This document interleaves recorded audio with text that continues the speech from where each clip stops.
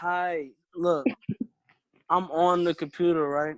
I'm refreshing like a motherfucker, and then I'm talking to Lamar on the phone, and it's getting closer to the shit, and I'm just trying to focus. So this shit, bro, talking, I'm barely, this shit going one ear out the other. I'm trying to focus on this.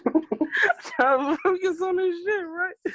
Yo, man, the shit get to the shit, and they not even letting me see the sizes. Oh, wow. I'm done trying to get shoes, and I can't even get into the website. They saying, thank you, wait here. That shit was crashing on me, and now I even selected a size 14 to see if they just some bullshit. Buy those and see if you can trade somebody. It's not even letting me add them to the cart, so I'm like, this is bullshit right here. But nah, I ain't get them shits, but we'll try again in the morning, fam. That shit, like, that shit's corny as hell. Heartbreaking. Yeah. What have you during this whole like quarantine pandemic? You been staying in the house? Man, well, I've been out the house. I've been out the house a little bit, to be honest. Nowhere crazy. You know what I'm saying? I've been in the studio. Been to shit. I think for my birthday is when I really went out of the house. I actually chill with like different people. You know what I'm saying? I was with my cousin Sandra and my little cousin and all that. We was chilling all that on my birthday and shit. But other than that shit, I really have been put up. And you know, when motherfuckers went to go, I shot a video, so I got out the house. And when the niggas still been eating fast food here and there, so you know what I'm saying? Niggas I've been in the house for the most part, but I do still go see my friends. I never be around more. I've never been in like a group of 10 people or nothing crazy like that. Right. But I'm still living like a normal life. I couldn't imagine just literally being in the house, you know? Yeah, but that's crazy. But I don't like being in Target and stuff like that. I remember when all this stuff really got serious. Fam, me too. The grocery store, and they had hand sanitizer, guns. They was like wiping stuff down. It was like, yo, I'm like, I gotta go. Yo, that's what I said. I went to Target and the shit looked like a motherfucking movie, fam. I'm like, nah, this shit OD right here. Like, I didn't even want to go to the grocery store and stuff where people was like buying up the toilet paper and buying up all the meats and stuff. I'm like, I don't even want to see that in real life. That shit's scary. Hell no. Shit OD. I ain't gonna hold you. Do you feel like being on quarantine has like affected like your creativity anyway? Do you feel like less inspired or more inspired? Nah, you know what's crazy? I feel more inspired, you know, because it's like,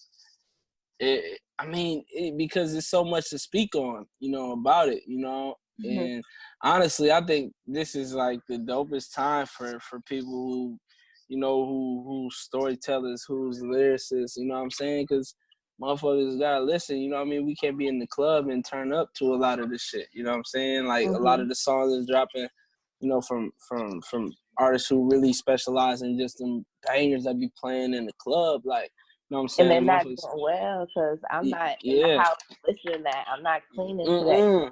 I need something a little. You know, something chill. Like the R&B is doing real good right now. You know what I'm saying? Like, and man, I really, these times it been getting me back into like poetry. You know, so I damn near basically wrapped up the 4th chapter of my poetry book. And my goal is to get to like 60 poems and have short stories in there, and then and little shit like that, and explaining the title and all of that shit, and the whole message behind the poetry book, you know, in there, you know, just to, you know, sum it up at the end type shit. But for the most part, like, yeah, this shit been dope because honestly, seeing other artists do their thing and still stay creative, that's what's been, you know, inspiring me. Like, you know, obviously, you know, a lot of interviews and shit slowed down, but it looked like a lot of people had shit in the chamber, you know what I'm saying? So that is still letting stuff unload, or even seeing how other like TV shows or podcasts or even artists are like converting their content to now this live stream, or even how we're doing this now instead of something in person. And it's kind of cool because it's making things like really at the tip of your fingers, and you got so much free time to really create. And even if it's not super polished, it's still content that you're pushing out. And it's like, Indeed. I don't know if you know I was recording, but I am. That's all good. We here. I figured. We get into it. I figured. But I was gonna say, fuck, I be forgetting shit all the time. That's one thing about quarantine, though. I am starting to get cabin fever. I do kind of miss, like, you know, the sparklers in the club. Yeah. Facts, yo. You know, food don't really taste the same. And then I'm not really like an in the house drinker, you know, like even if it's like in the house with friends and family, like it'd be cool like every other weekend, like, oh, I'm just in the house with the friends and family, but damn, I'm trying to that shit weird, huh? Like even if you get drunk in the house before you go link with other people or go to a kickback or something, like, damn, we getting drunk just to be here. This ain't even fun. Yeah, no, real shit. Like but see, I ain't gonna lie, I kind of appreciate this shit too, in a sense. I mean, obviously, you know, I like popping out and shit, but man, after popping out for so long, you know what I'm saying? For all the, you know, motherfucker, you need to cling to that shit. From like popping out and like going to a club and stuff and actually spending time with people, like you having like a real like connection or a real like experience with people. Like I do have fun in the club and I do have memories from the club, but it's just not the same as the memories I have like just on some normal, just funny quality time shit. And that's what I'm getting a lot of, like out of everybody, like at home with my relationship, even like with my friends. I feel like I've seen them more in the last 2 months than I've seen them in like the last 6 months all together. I feel you. I feel you completely, fam. Like the only thing with me, man, like I ain't gonna lie, like I never really, like outside of parties and functions, I never really, like, as much as you think I hang out with them, I really don't hang around, like, cause you know it got weird for me when I got older because so many of the homies that I grew up with, you know, stopped being cool. You know what I'm saying? Mm-hmm. Like so many of them. I'm talking, you know, I mean, I'm sure you know. I ain't gonna say their name or anything, but like, you know, a lot of them close, like my cousins or bro or homies that I look at as big bros. A lot of them stopped hanging, and I found myself in this middle thing. You know what I'm saying? Where like say like in junior high, like, you know, we in 7th grade, we kicking with all the 8th graders, cool, I mean, quote unquote cool kids, you know what I'm saying? You hang with all the 8th graders and shit. But then when they get time, you in 8th grade, you ain't really, it's weird. And it kind of was that thing with me. So I don't know, as I got older and started really getting the music, I mean, the only people I really did hang around with from time to time is the people that I'm doing music with, or if obviously once I start going out to the club and, you know, 2014, you know what I'm saying, kicking it with everybody, going all these parties, kickbacks, and, you know, that's the only time. But other than that, like say like how you know you kicking in with your friends at your spot now, you know what I'm saying? Like other than that, I didn't, you know, like I don't know, I just never really hung out with people like that, you know what I'm saying? As I got older, and I mean, do you like, prefer it that way, or do you feel like that's just like a space you were kind of forced into? Man, I feel it was a mixture of both, because I grew up being around so many people that after a while, when shit did get weird, you know, I was cool about it. You know what I'm saying? And I was cool about, you know, just being not necessarily isolated, but like, you know, just being able to hang out with people when I feel like, you know, wanted being to able hang to out. go outside, and that's probably what's best for you and just like other people, because you don't want to have to blur any lines and be in the middle of anything, and that's what's tough.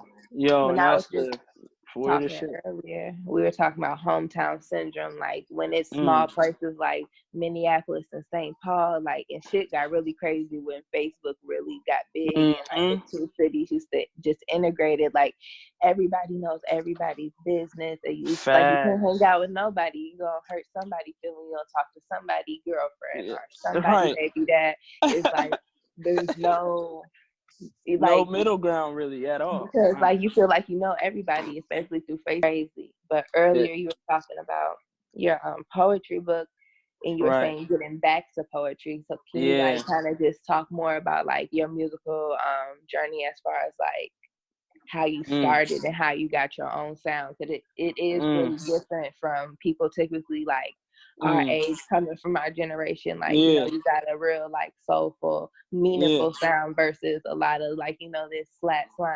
Yeah. Well, shit, man. Like, shit. That's a good question. I mean, cause I think honestly, a lot of my shit, like, even though, like, you know, it's funny. I don't really go when people ask me. I usually just start at like the whole I saw Jay-Z live and shit. You know what I mean? That's the usual. But like when now that I look back just at my life in hindsight, you know, obviously grew up, you know, hooping and shit, playing football and all that shit. But at the same time, one of my first poems was like, every bird loves a bee, every flower, and this was at Gaultier. Every bird loves a key, every something, but I love you. And this was everybody in that class's poem, you know what I'm saying? But I still consider it my first poem, so I'm actually putting it in the poetry book, you know, just, you know, for nostalgia's sake. So like that was a start, like English being like one of my, you know, favorite things to do. You know what I'm saying? I always read books as a kid and shit, you know what I'm saying? And when we got to Webster or whatever, you know, I would say I was in this program where they had us singing like at the end, like basically we had teachings and shit where we was learning about different Black leaders. So I had to write stories and do shit on like people like Sojourner Truth, Booker T. Washington. It was like an after school program, you know what I'm saying? One of the teachers is like Mr. Baker, and he does radio, I think, at KMOJ, you know what I'm saying? And, they had us singing like Nas, I Know I Can, and that song was powerful to me as a kid because it was like, you know, I know I can be what I want to be if I work hard at it. If I work hard, I'll be. That's one of the reasons why Nas is like probably one of my favorite rappers. You know what I'm saying? That like, was one of my favorite songs as a kid, but coming into adulthood, I didn't understand like I know all the words of the song, I would be singing all the words of the song, but not like you understand not it more I now, was huh? 18, 19 and went back. Then I'm like, oh, this was Saw about the video too, huh? Completely different than like me listening to it. Funny you said that because me listening to it a couple weeks ago, I'm like, damn, this shit didn't even, you know, like I like how could I? It's crazy how you could repeat something and say something. I know all the words to every and word, I know it full, like, and then not even know the meaning. But that goes to show like the powerful of Poisonous music too, because you know it's a good thing that is such a positive song. But it's crazy for when kids is hearing, you know, these catchy rhythmic songs that have a bad message. And I love that music, you know. Yeah, me but too. At the same time, it's like you gotta have a balance, you know. There's gotta be a balance of everything. And I feel the dopeness about our age, like we kind of, even though we was doing like the whole, like, for instance, we went through a lot of different music. Like we went through so we obviously, you know, older people was growing Just up the other around day, Jeezy. you posted four real classics: the Wale Forlorn, the Meek Mill Dreamcatchers. Like those, I feel like that's the real like what's popping now, like the most popping music of hip hop. Like I feel like those mixtapes, that sound is what created what we got now.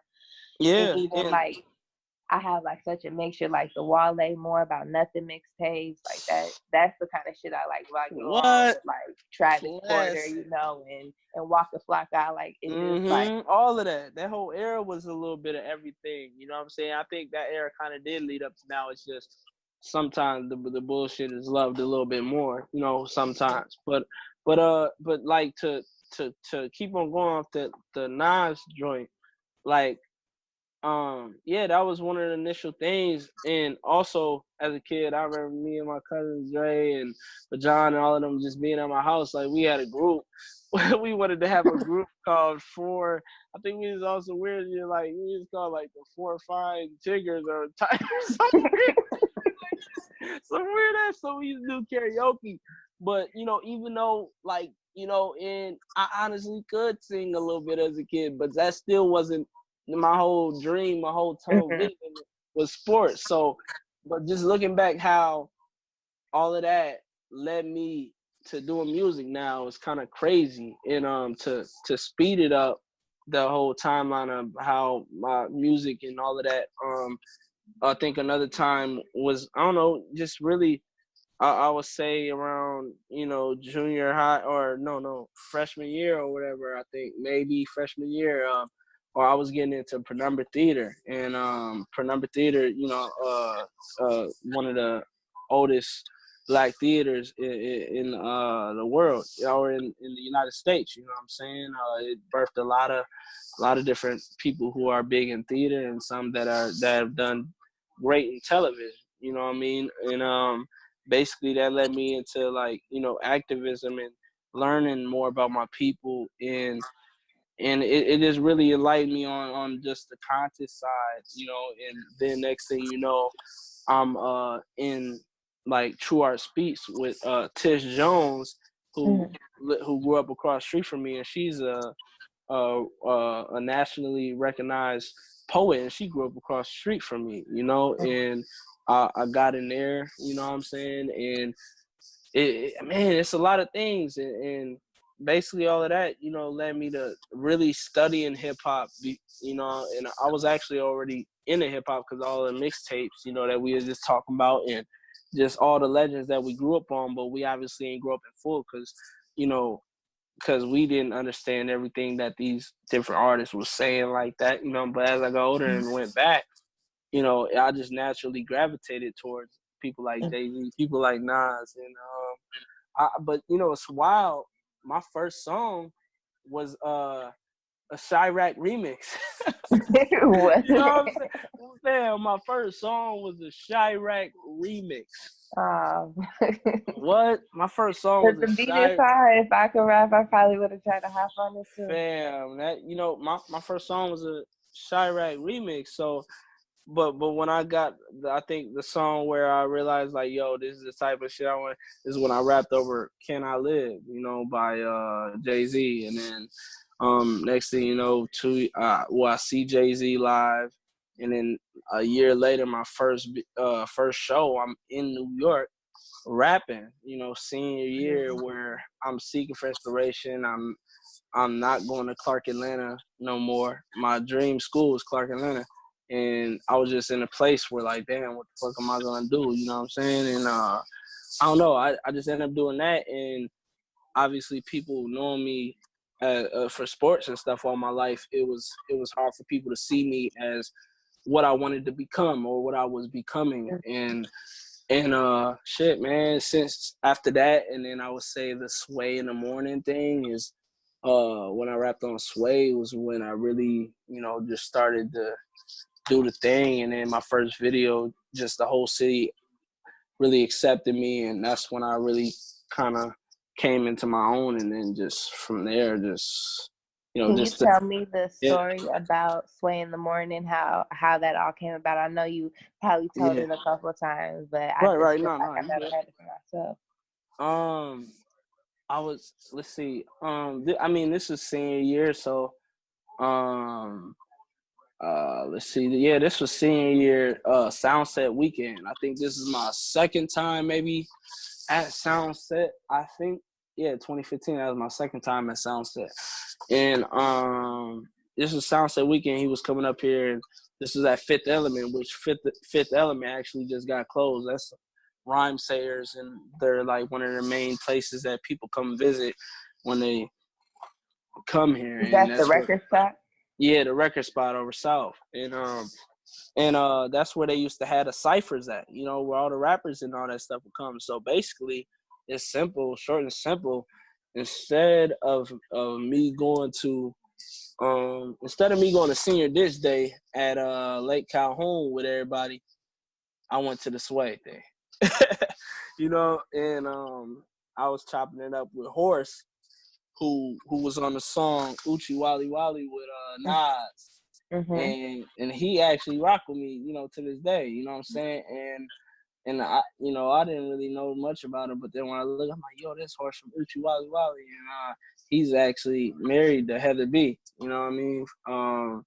That's on a part of Sway in the Morning. She was one of the dopest rappers, female rappers. Well, I hate saying female rappers, but because she really like rap like this At a she really caliber, it doesn't matter her gender, but yeah, she's really like that, and shit, man, really just signed up on the list, and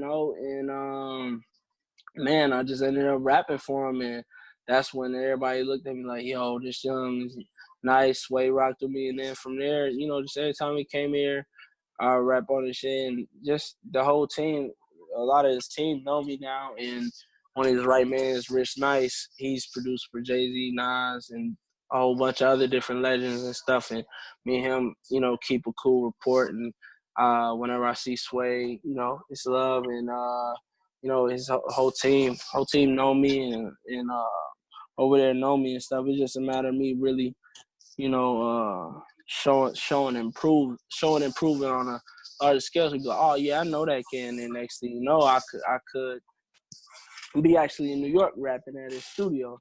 But that's kind of how that started, though. I would say, Going on to like some more of your accomplishments, did you just open for a show for a Wu-Tang member or have a show with one? Oh yeah. That man, I ain't gonna lie. Man, after that show, I felt like, man, like man, just before all this bullshit happened, like, man, well, obviously, the day, Jizza from Wu-Tang, he's one of the first rappers, I think, to put out a solo album, Liquid Swords. I think, I want to say it dropped 95, I'm not for sure. But it's one of the biggest albums out of all of the Wu-Tang members, and he was celebrating his 25th anniversary, and I got hit up by First Ave. They usually hit me up for shows. Like, I had opened up for Saba. Like, man, he's if you haven't heard his Care For Me album, so I opened up for him first. But for the Jizza, they hit me up, and it was a paid show and all that too. And I almost didn't end up doing the show because I didn't read the email right. You know what I'm saying? Because I'm thinking I had to pay them to perform, and they were like, "No, I never have paid to perform." And I was like, "Hell yeah, I want to do it." You know what I'm saying? So they announced it, and surprisingly, man, or my brother Kaleem, Kaleem was on the stay on the bill with me, so that even made it more the blessing even more dope. So it was monumental because, like, in a sense, because it's like, this is what we do it for, and to see legends, see us do our thing. And I don't know if he really because usually when people open up for artists, artists don't usually like really check out the openers. They're usually in their own little space getting their stuff ready and all that. But I mean, he did see me rapping, but it's still just the experience of having your name on the same board as someone of that caliber. That just goes to show how far you can be, and even to the point of you being the person on the board and you at that caliber, like more of that moment. I feel like that's just a moment in itself, and it shows like all the footwork you've been putting in throughout the years.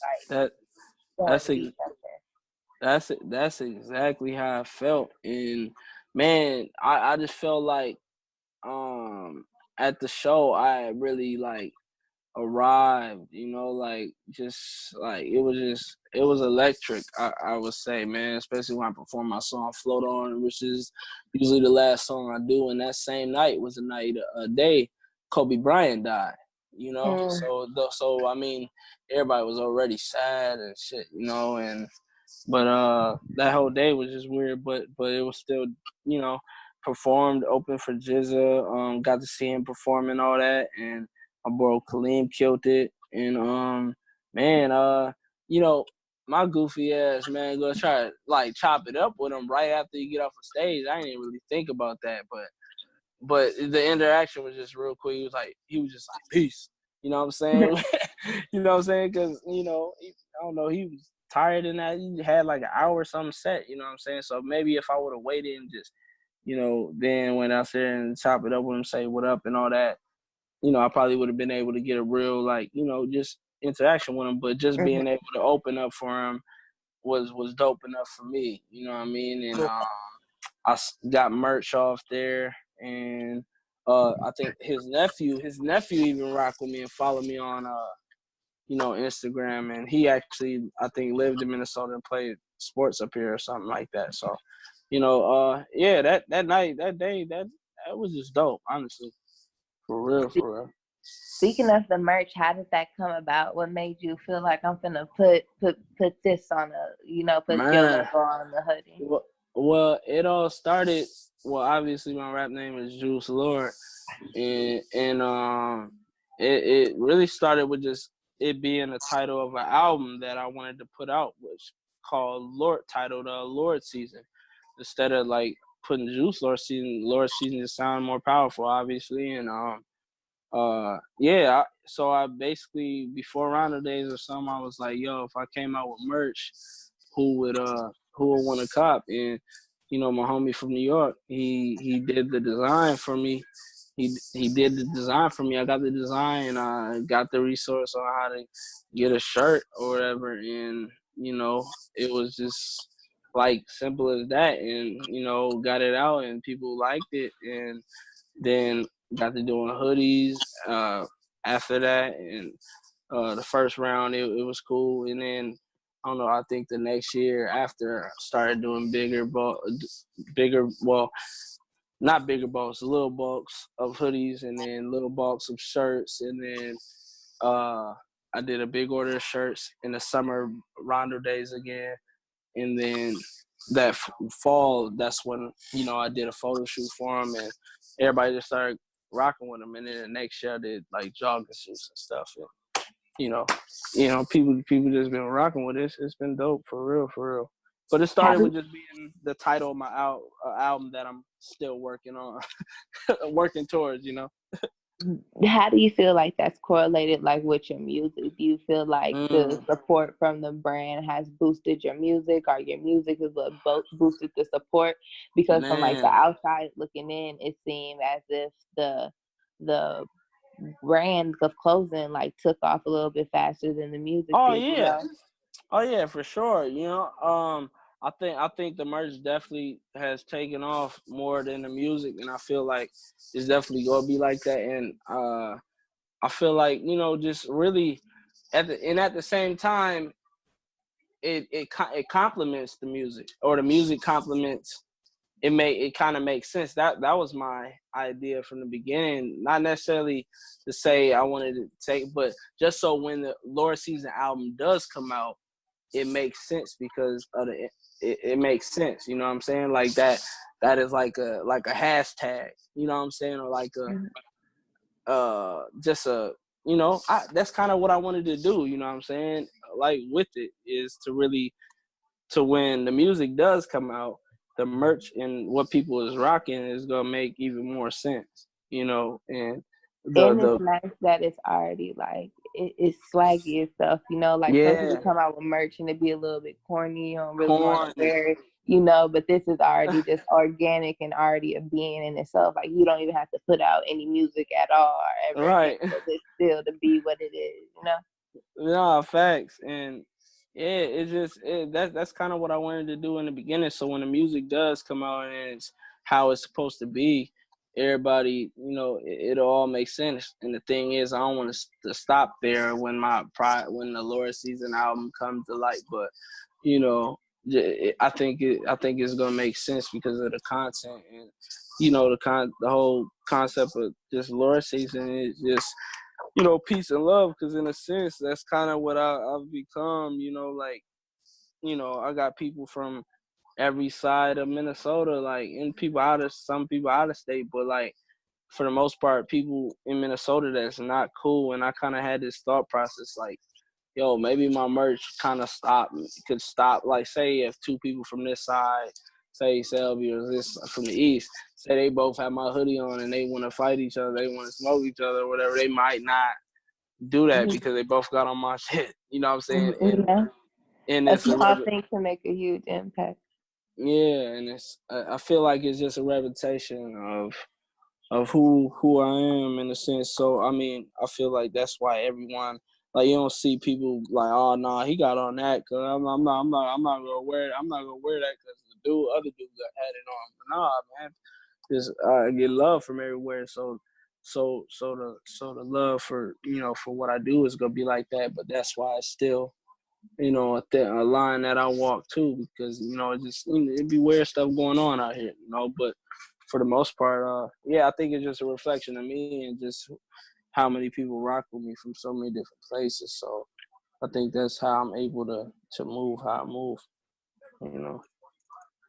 Before we get out of here, I also want to talk about the titles you pick for your tracks and your Right. album, your upcoming album, 5-5, 101. Oh, okay. What are these meanings for you? How are you coming up with these? Because I have, Right. for me, I call those angel numbers, seeing double numbers. I find it, if I see Oh, those, okay. I think something lucky. That's what it means to me. But what does it mean to you? How for it to be an album name? Okay. To me, well, it like for instance, like the merch and the two, like for instance, my first one was 2 for 2, and that was where I rapped over Dipset beat and the Jada Kiss and Fab I said soul tape soul food instrumental and basically just mashed some two tracks together and put out 2 for 2. And then my next one was 3 for 3 and 4 for 4, basically turned into 5 for 5.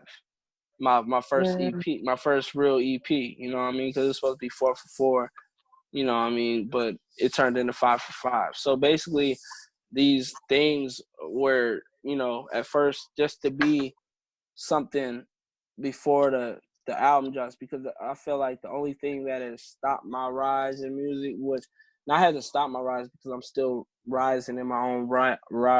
I'm still connected, steadily connecting with different places outside of Minnesota that's expanding, my name a little bit out here, especially like on the underground scene. I've connected with like people from like Portugal, producers from like all these Africa and just Watts and just everywhere. And I feel like that's been growing my brand and my name a little bit. But basically all of those 2 for 2s, 3 for 3s, and 5 for 5s were really just to, during the time, like for instance, say, you doing your podcast and you got a big episode coming up, but but you don't know when it's coming, so you still gotta put out little things or put out other episodes and do other episodes before you get to that boom. And that's kind of what my initial process thought on it was. I'd be able to have that LORDSZN album done by a certain point, but it's like getting some greens off the pot before dinner is done. Right, and exactly like that. And basically, I don't know, just all those little things, to hopefully when my LORDSZN album's done. But it's just in the midst of that, I've had different little hurdles, obstacles, to get over, dealing with losses and just life, you know what I mean? Everything gonna pan out the way how you initially think it's gonna pan out, but as long as you get back to it and try to stay the course in some way, you know what I mean? It's gonna be worth it. And I feel like it's kind of been worth it, and I feel like I'm more focused than ever, and I'm getting consistent. So once this EP drop, plan on dropping a mixtape, and then just really working towards the album, really working towards the album, what I mean, the LORDSZN album. And I don't know when that'll come out, but that's what kind of gearing up to, Well, thank you for joining me today. I wish we could talk longer. We could do this all day, and yeah, and what and just you know, to speak on what you doing, like this, you know, this is honestly me, you know, we ain't even had to record this. I would have told you this, but I'm a fan of what you do for real, because you know, we've been knowing each other for so long. So it's kind of just wild and dope to see, you know, so many of our friends do their grow thing, and but trying to do things. grow and you know what I'm saying? Like you a dope mom, you know what I mean? Like that's dope, you know what I'm saying? Because it's like you still look at little Tyra, you still look at little Malik from Webster. So Yeah, you know, like we really grew up yeah, together and seeing like yeah. each people become their individual